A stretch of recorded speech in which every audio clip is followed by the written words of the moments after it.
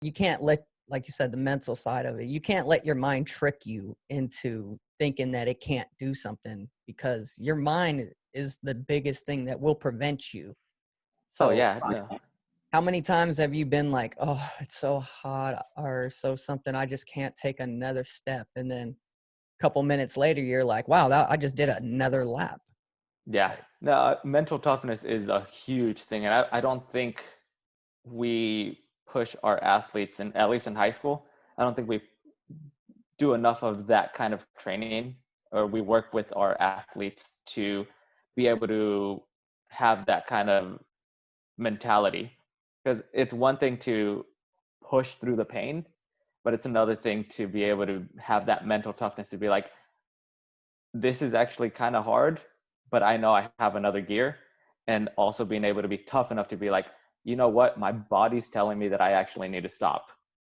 Like Yeah. there's days that you need to be able to listen to your body, because it can be a number of reasons. Your body's actually fatigued, you didn't hydrate enough, and if you push yourself on some of those days, you might be having an injury or something that'll could terminate your whole season.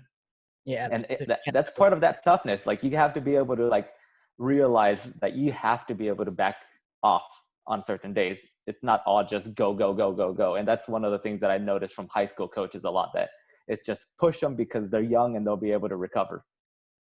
Yeah, definitely see that with a lot of high school sports. But at the same time, like you said, you got to be able to push yourself through things, but you can't push yourself through an injury or pain. Mm-mm.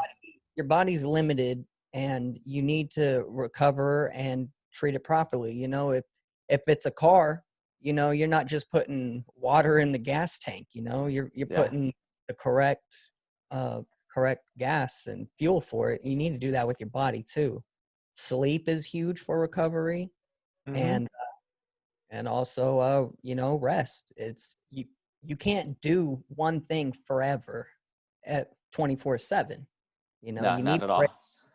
you need recovery, you need hell, sometimes you need time to miss it and just get that hunger back. Oh, I agree. I mean, and that's along with the mental toughness. Like, you do get to a point where you are just like completely over it. And if you're over something, especially because I got to that point a few times during my running career in high school, where I was just over running. I was like, it wasn't fun for me anymore. I was just doing it because I had to like be like the team captain or whatever.